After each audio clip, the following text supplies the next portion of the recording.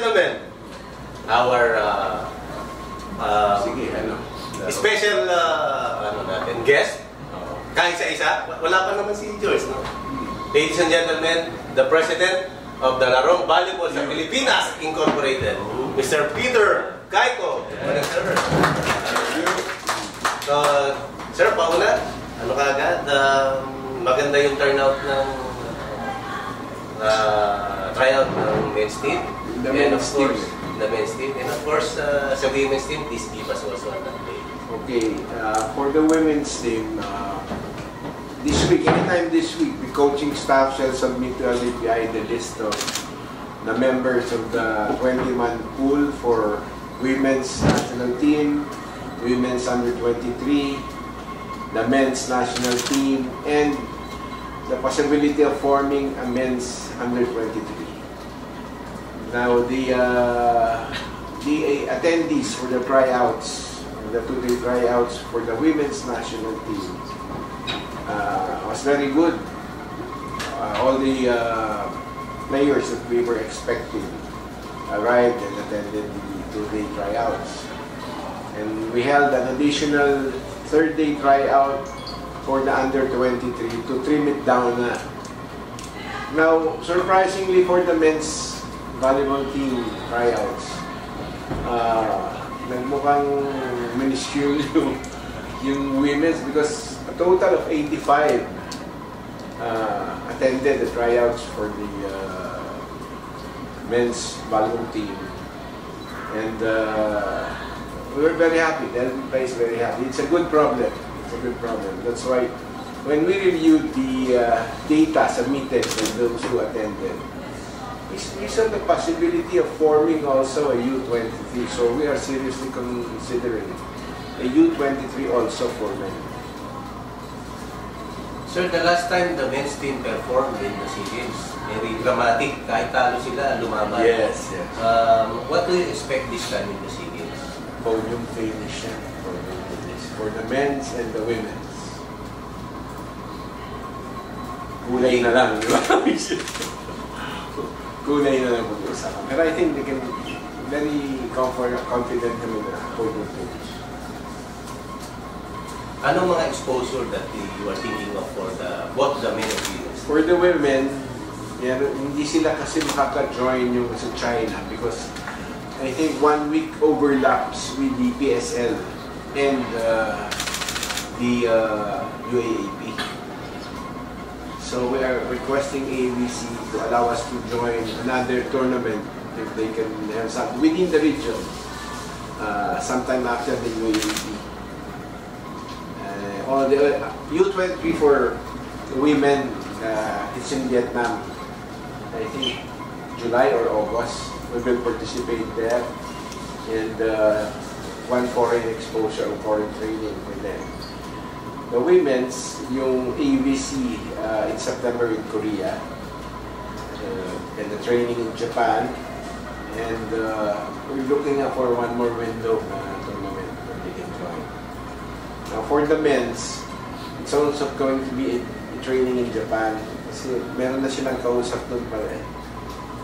Actually, one of the teams that we're going to train with in Japan is coming over this March. We'll have a series of tune-up games. And one foreign training in Japan and one tournament also. The U23, since we're not yet sure yet of forming it, we're looking at the possible foreign tournaments or training which they can join. Kasi we're looking at the U23 for men in the same light as the women's na magko-crossover na yan eventually sa men's team. So, one system, one training, just like in the women's team. Para yung transition nila is smooth. Kung may ma-injure ka dito, you can draw players from the U23. Mag-elevate na lang kami. So can you give us some names na hina ako sa names na at least shoe-in na sa team? Or I definitely meron to preempt the coaching staff, but I think what they saw, yung wish list nila nandun, both in the women's and in the men's. Ano nga, good problem, kasi the problem is how to trim down Yung nakita nila sobra-sobra sa 20 yung gusto nila. So sabi ko, ano na lang, on call na lang yung over 20. If needed, we call them in.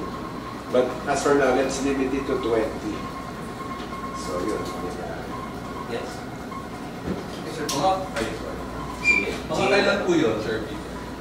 Yung 20 ng men's and women's. this week, isa-submit sa amin. Then once they submit it, the LBPI shall go over it. Tapos prove namin. Then we will set a formal press conference for the announcement of both. Sir, paano yung mga Sir, paano po natin? So this under 20K team is being considered by the association. Yes. But, sir, the PSA, I think, only supports the national team. So What is this? Peter and Cayco? Yes, that's true. the Philippines Federation only supports the national team. So who will, even the youth team, walang hindi. Meron po. So paano Is this a new program of the Sports Commission for volleyball? not only volleyball, it involves all the MSAs. They don't support the youth team and developmental team. Yung kasi fully supported. Sige, I will inquire with the Philippine Sports Commission kung meron gano'n. Kasi so far, pati yung mga Asian Games namin, we travel na naroon. Ang volleyball. Oo. Meron pa lang Sports Commission of funds for that. They have. Okay, I will ask them. So maybe, Thank you sir- for the information. So siguro maybe they're getting it from PADCOR kasi yun yung NSTF fund na they can support any, even Larong Volleyball. Pero yung... Sino yung chairman niya? Ramirez, no? Ramirez. I will call Mr. Ramirez and ask. Thank you. Thank you sa info. Thank you sa info. Sir Peter, Yes, ma'am. paano yung foreign days athletes like Mark and Jaja and Like this, good question. No? Those three, they intimated to the association that their situation is kind of precarious. Kasi like Jaja, the sisters Santiago, so, when we trained in Japan, na-late nga sila ng 1 day because they opted to secure a multiple entry visa. So they got their multiple entries. So we trained in Japan, bumalik here. Once they signed with their respective clubs, their visas were changed. Same as with the guy from Ateneo, si Mark Espeo. It was changed to single entry working visas. So if they come over to try out, they will need a couple of weeks to have a new working visa issued. It's not a problem naman to get the working visa. The problem is the time. So within that time, marami silang games na mamimiss. And number two, the type of training, the kind of training that they're getting right now in Japan is much better than what they would be getting here. So with that, we allow them to continue playing once their playing stint ends. Like si Mark, sabi niya baka daw out na yung team niya by May. So uwi na siya to join the training. Si Jaja and Lindin, the same. Once matapos na yung stint nila, they'll ask permission to come over train. But they're very much interested in joining. And so far, we allowed that for the three of them. There are also in the U23 of the women's who wrote us. They were not able to attend the tryouts because it was their exams, third quarter exams. So we'll consider that kasi pati yung parents nag-write ng letters sa amin. So we'll consider that. But then are they shoe-ins ba sa team? Or are they shoe-ins na sa team? Si Mark, No, Jaja? I cannot say shoe-in. Pero, siyempre, we know the caliber of play of those guys. So it's up to the coaching staff. I never medal in the selection kasi baka masisi ako. Yes. Sir, pagpunta naman tayo sa may SEA Games, parang may mga nawalitan na hindi kayo sure kung saan nyo gagawin yung volleyball. Kasi alam naman natin ngayon parang marami na maghahanap. It's the Pisgok. Hindi ko alam kung yung foundation o yung isa. Basta Pisgok yung first name niya. Sila yung in charge niya, mag-secure ng venue. More on technical ang LBPI. But again, when the inspection committee arrived last December, our SecGen, Mr. Paredes, together with Mr. Shanley of the agency, went to Smart Araneta. And that's where we found out that they couldn't give us all the dates kasi meron silang foreign bookings na concerts na last year pa daw nakabook. So meron tayong second option. Ultra daw. Ang problem with Ultra is we won't get the maximum number of games per day kasi may ka-share tayong ibang events. So we will not finish within the given number of days for competition. So option 3, which we already pensioned both, is Alonte. So worst case scenario, Alonte. Una. Kasi yung pasado na sa level of playing field ng ABC. Okay na sila doon, ilang beses tayong laro na. Siguro ang billeting nila sa South namin. Yun yung worst case. Ang word that was sent to us by February 15 daw, they can finalize the playing venues. Kasi we wanted one venue lang eh. Because if you have two venues, you have two of everything eh. So it's better to have one venue, maximum number of games. We first planned on playing even on November 30. Hindi kami pinayagan lahat daw na sa opening ceremony. So we start on the 28, 29, tapos 30, wala na. Para matapos yung time. Sir, kailan ba rin malalaman kung ano yung group bracketing natin? I don't have the exact dates pero pag ano na yan, submission by names. After that. Kasi ngayon, by number pa lang. Numbers pa lang. Kailan submission by names? End of July yata. Maaga eh. Maaga yung hinihingi. By names na yun. Oh. Pero yung names naman, pwede ka maglagay na ng reserves. Also sir, yung sa beach volleyball, kasi sabi nyo, this week kayo In beach volleyball naman, ngayon lang kami nag-meet for the coaching staff selection. Ang beach volleyball will be around to field 2 teams for men's and 2 teams for women's. And the type of play pala is, the 2 teams, pag pumasok ka ng semis, pwede mong i-mix like player A and B, C and D. Pumasok sa semis yung isa, pwede mong hugutin. Combination of players A, B, C, D. And we're allowed 2 entries for both men and women. Saan naman po gagawin? May idea. Yan sure na ako. Subic. If you're familiar with the tennis courts of Subic, may covered, tapos may 3 open court with galleries. Doon sa 3 open courts. They'll fill it up with sand. Kasi daw may gallery na may ilaw pa. So, less construction. Tapos practice courts siguro doon sa sites sa field magagawa na.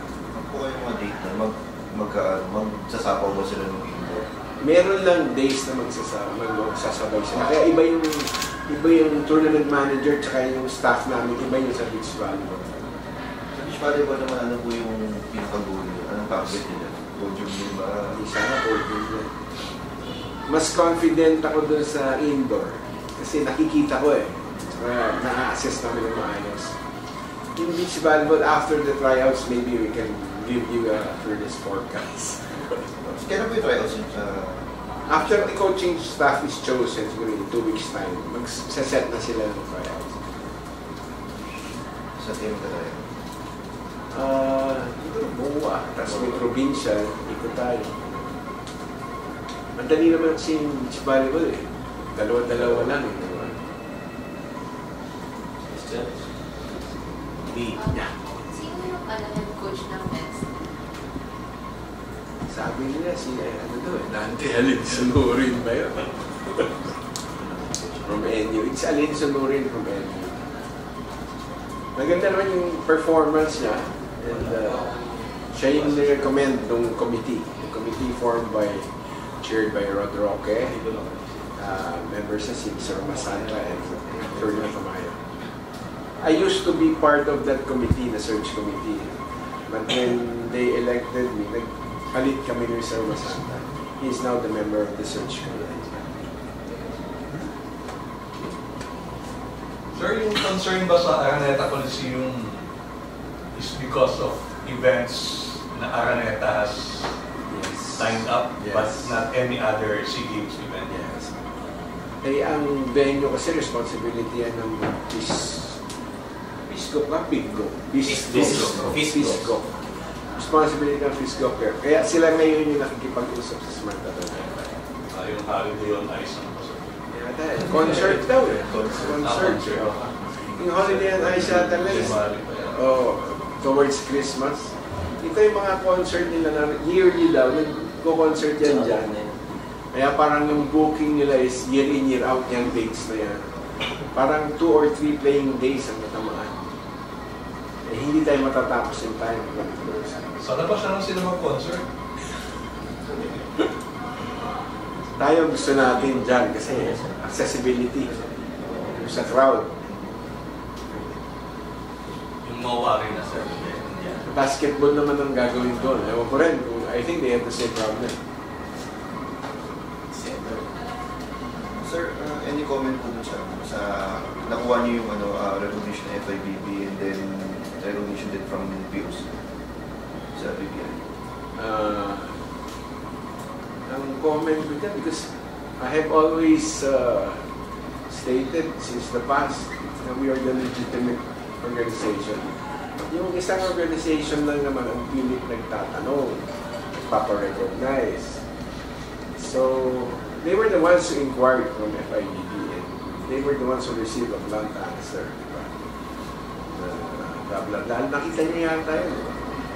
So, with POC naman, I always maintained that we were the member of POC. So, nagpa-certify lang ako na kami nga they wrote us. So, ABC, kami din. I don't see any avenue. PSC, yung sabi ni Ma'am. Magsusulat ako kung paparecognize. Sir, yung nga pala nyo, yung sabi nyo nga kasi, di ba, for the past few tournaments, medyo kayo na lang gumagastos sa sarili nyo. Yung na-budget nyo lang ba yung mga sponsors? May sponsors kami, kaya lang, siyempre, ayaw mo naman ubusin yung sponsors sa mga tournament. Gusto mo sa national team yan eh. So, as much as possible, we just use funds from the sponsors for the national teams. Yung events ng LDPI, isa-source na namin sa iba yan. Any more questions? More questions? Saan yung mga hindi makakukuha sa indoor volleyball, pwede bang tryouts? Yes. Sa beach? Ayaw lang namin yung nakuha ka na sa indoor, tryout ka pa sa beach. We want separate teams talaga. Like si Rondina and si Pons.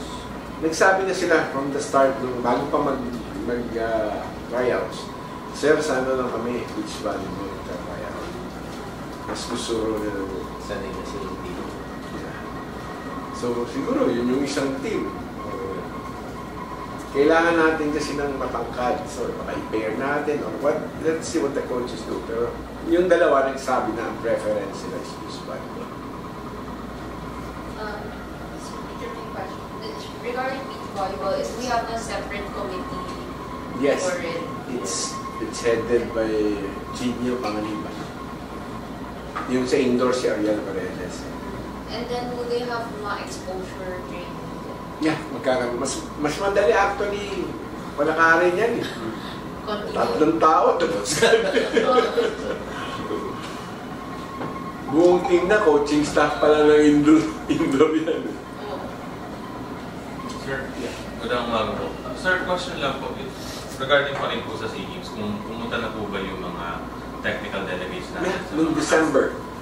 Doon nga namin nalaman na hindi pala na-reserve ng Fisgo yung Araneta.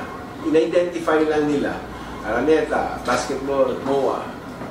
Pero nung dumating kami, that was the first time pala formally mag-inquire. So yun nga, kita ni Mr. Shandrick from the ABC. Ang fallback Sabi niya, just let me know where. Kasi nakita rin naman niya na ang ultra, nakita rin niya ang alonte. At may fourth option tayo, if ever, Muntinlupa. Na-inspect na rin kasi na previously yan. So, pero ang preference natin, wala, alonte na. Kung hindi talaga pwede yan. Alonte na.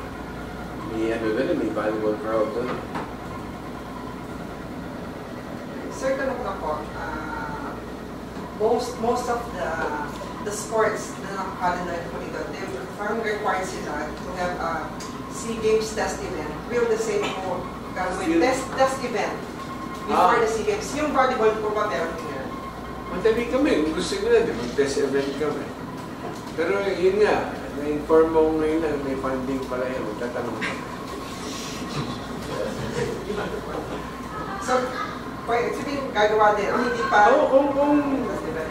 If the FISGO shall fund the test event, we'll go on with the test event. I think. No problem with that. They should. Hindi ba ang FISGO?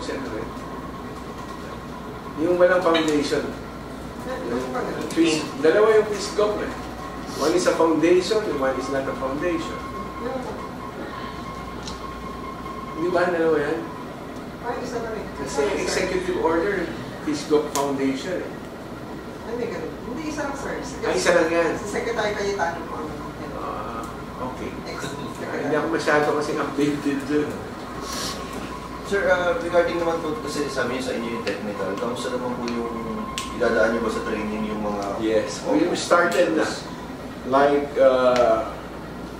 we got the services of Mr. Sonsak. He's the chairman of the ABC, Asian Volleyball Confederation Referees Committee. We got him over here, nag-conduct na siya sa referees natin. But yung referees natin na nag-train under him, pang-line judge lang yan. Kasi each team would have their own accompanying referees. So may pool na tayo. Yung national team, meron din isa. So usually, yung referee mo, hindi magpipito sa'yo. Ibang team sila, ibang country. Ibang country naman will be assigned to referee your match. So yun, okay na yung referees pool nun. Meron nang dala ang bawat country na accompanying referee ang tawag nila. So yung line judges, yung mga table scorer, yun ang pinatrain natin. So maganda naman na pinagbigyan tayo, ABC pa na nag-train sa kanila. Usually dyan, yung National Federation lang mag-train. Now we're having another training set for beach volleyball referees naman. Ni-request lang ng FIVB at ABC kung pwede June. Kasi gagawin lang international referee course para may foreigner na dumating mag-participate. So we're just checking the dates. At saka coaching course, level 2, magkakaroon tayo. Sino yung referee na representative? Yung referee ko na makatoka sa atin. Yung accompanying. Ipili mo lang kasi kailangan IR eh. Ang IR lang naman natin. Eksakto na eh, dalawa, isang babae, isang lalaki. Yung NBPI accredited, those others that are representing themselves as international referees, sad to say, we have delisted them from FIVB. So, ang sa NBPI, dalawa na, si Jocelyn de Rosario and Jeffrey Lopez. Meron tayong mga IR, pero mga overage na eh. Mababa yata yung age limit ng FIVB. So, when you reach that certain age, hindi ka na pwedeng sa competition. Pero IR ka pa rin. Hindi ka na lang nila allow na to be on deck sa competition. Mga statisticians po natin, yung mga statisticians natin sa ANC, yung mga nag-train lang, yun ang gagamitin natin. There are the two types of stats yung sa BIS natin, manual. At ang FISGO, kumuha sila ng high-tech na, I think it's a company that will handle all statistics of the events, all events. So, ayaw ni ABC na yun lang. They want us to have our own also, backup. So, okay na. Sir, how are the biggest stakeholders like PSL, TV, and UAP cooperating with the MDP? Well, the four major stakeholders, which is NCA, UAP, year in, year out yan, nakaset ng calendar yan eh. Kasi nga, pagkatapos yan, like in the NCAA, kataon lang ako yung incoming host next season. Hanggang binuka ko na yung November 20 to December 15. Walang laro. So, inopen ko na talaga yan. So, medyo January, siksikan, volleyball, football, as far as NCAA is concerned. I think, and UAAP naman will follow. Now, sa commercial leagues, ang PSL naman, naka-align yung calendar nila sa FIBB. So, walang problema sa PSL. Ang PBL, hindi ko kasi masyadong kabisado yung schedule nila. So, sumulat na nga ang FIBB. We just replied this morning. Bigay na namin mga calendars. Sinabi ko lang daw, we will update you when the PBL submits its schedule. So, ngayon, NCAA, UAAP, PSL pala ang meron kami schedule. Sir, please clarify lang po dit. Kailan po ma-finalize, malalaman nyo if pwede ang Araneta or February 15, ang sabi ng sa Friday na po yun? Oo. Makukuha na yung commitment by 15. So, pag hindi pwede, malaman natin sa 15. Then, we finalize our arrangements with the long day. Pero naka-pencil book na tayo sa Alonte. Sir, is this for the women's and men's competition? Yes. Indoor.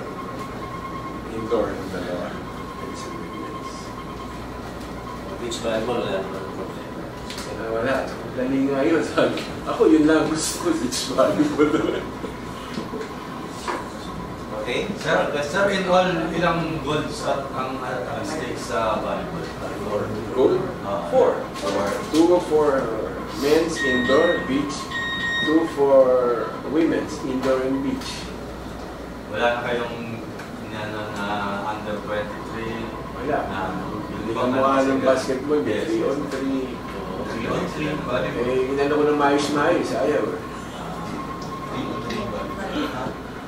Sir, yung sa mga podium finish natin, I mean, kasi parang Singapore yata yung kung pumasok ka dun sa top 4, tapos hindi ka pumasok sa finals, yung dalawang nasa top 4 bronze. Ganun ba gagawin natin? Or ano natin yun? Or yung usual na tatlo lang? Pwede ba yun? Parang kung ganun yung nangyari sa Singapore. Baka, sige natin.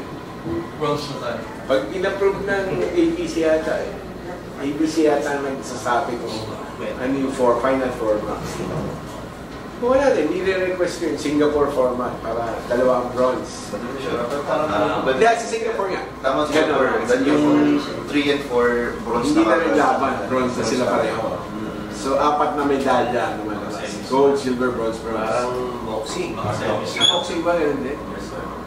Hindi, tatanong ko. Balak niyo ba yun, sir? Para kasi pumasok tayo sa top 4 o outright. Maganda yan. Sige, alamin ko sa ABC. Kasi ang alam mo dyan, ang magre-request yung host federation, approve ng ABC, tapos bibigay na, in this case, Pisco. Sila yung magsasabi sa Pisco. Volleyball, we will have this for. Parang gano'n. Pero kayo, sir, parang mas gusto niyo ba yun? Siyempre. Volleyball, mga dalawang bronze tayo. So, pareho. In case, sir, kanino tayo magka-crowd out natin yung 4? Sino yung top 4 if ever? Malakas. Even na yan, Thailand. Indonesia. Vietnam. Sa babae yan, sir. Bae. So doon tayo sa bracket na. Sa lalaki naman, Thailand. Indonesia. Vietnam. Pero tingin ko, yung sa babae, doon sa mga nag-try out, may panapat na tayo kay Macho Man. Sa Indonesia. Sir, kay Macho Man, ano ba talaga ang stand nyo ron? Hindi, ganito yan eh. Tinanong ko na yan. Kasi nga, nung time nila, panunod ba, pinotesta nila. Ang hormones ni, ano pangalan nun? Mangana was 50-50. Pero biologically, she was a female. So, pag nagpa-test ka pala niyan, tapos nag-50-50, you get to choose saan mo gusto, lalaki o babae ka. And once you choose, for life na pala yan, hindi na pwedeng Miss gusto. ka na, miss. So, maski protesta mo, wala nangyayari. So, useless ka mag-protesta. Hanap ka na lang ng pagkakas. Eh, magkapatid na ngayon yan. Yung isang mukha ni Asi. Yung younger, so, taulago ako sa dito. Volleyball siya. So, yun, meron silang dalawa. Pero talaga, ang power player lang talaga sa ngayon nakita ko. April na yan. April, mga may picture nga kami magkatabi ng Asian Games. Tapos mukha ko na Are, kumagan na. Ari. pero mabait naman siya. Mabait. Okay. Sa beach volleyball, anong forecast? Alam mo, hindi ako pamilyar kasi sa beach volleyball. Ang nakikita ko kasi sa atin, yung lumalaro ng circuit, yung one-star event, ganyan. Eh, hindi naman mga national players yan eh. So, siguro, after we form the team, then we discuss the coaching staff, siguro, bayaan natin silang manood ng foreign tournaments para ma-scout nila. More questions? Ano ba ba? Bracket, sir. Ang bracket, Ano bang bracketing niya? wala pa eh. We still have to wait sa drawing of lots. Format na lang. Yung format, ano yan? Depende sa teams kung ilan. Kung ilan. Oh. Pero kung Expected 11, natin, sir, na sasali. 11 yata sa indoor. Ngayon, sa beach volleyball, mas marami. Kasi 2 entries tayo eh. 2 entries na. May maximize na natin. Diba? Dito naman, wala nang air period. Pero allowed. Allowed. Pag host ka, you're allowed 2 ABC entries. ang nagano. Now, yung 2 entries mo, yun nga, pag pumasok ka ng semis, pwede mong i-rumble yung team mo. Pwede kang kumuha isa dito, pagsamahin. Kahit isa lang ang pumasok, sir. Oo. Ngayon, pag parehong pumasok, pwede mo rin silang pagpalit-palitin. Yung nakalimutan ko, they have a format for that. They allow that sa foreign competitions. Pero yung sa 2 team stars, for host country lang. Yes, host country. Yung sa iba, Isa lang. Ilang tao ang kailangan pala doon sa pool natin sa beach volleyball? Kasi Ang ano namin, 6. We were looking at 6. Kasi 2-2 lang naman pwede lumaro eh. So, sige isang reserve mo yun. So, 6 lang pala. Kapag ensayo naman sila, 4 na kailangan. May extra rin. Pag-training ka na din. Or, kung i-request sila coach na 8, yeah, I think we can accommodate it. Pero definitely mas prefer nyo na pag nasa indoor, wala na sa alam mo, yung players ko sa school, yung transition nila ang sama ng ibang timing eh, magkaiba eh. Saka yung environment, yung isa malamig, isa mainit. So pag mas maganda, yung beach volleyball, concentrate na kayo sa beach volleyball. I mean, maski indoor player ka, pero pagdating sa SEA Games, kung beach volleyball ka, dyan ka na naman training sa beach volleyball. Ang dami nating player na lumabas ngayon. So we can easily afford na iwala yan. Sa height, sir, average height po. Yung indoor natin, I think we have the right ceiling. Meron tayo mga anim na 6-footer ngayon. Tapos, we're looking at another fill. We're just checking her papers. 6'3" na setter. Name na kayo. Wala pa hanggat wala yung passport. Yung isa, yung si Kalay, yung passport na. Kalay. Si Kalay mo. Si ano yun? Si ano yata wala pong passport. Pero si Kalay mo, galing na siya sa consulate, mga kusula. Kaya gawa siya ng endorsement. In-approve naman yung endorsement. So, siguro by next week daw, matatanggap na niya yung passport. May mail mo. Sa APC sir or sa FIDP, basta may passport. Oo, hindi ka mukha Regardless of the nasa date of, P-Bine, di ba? 16 years old. Oo. Ito, basta i-present mo yung passport mo, laro ka na.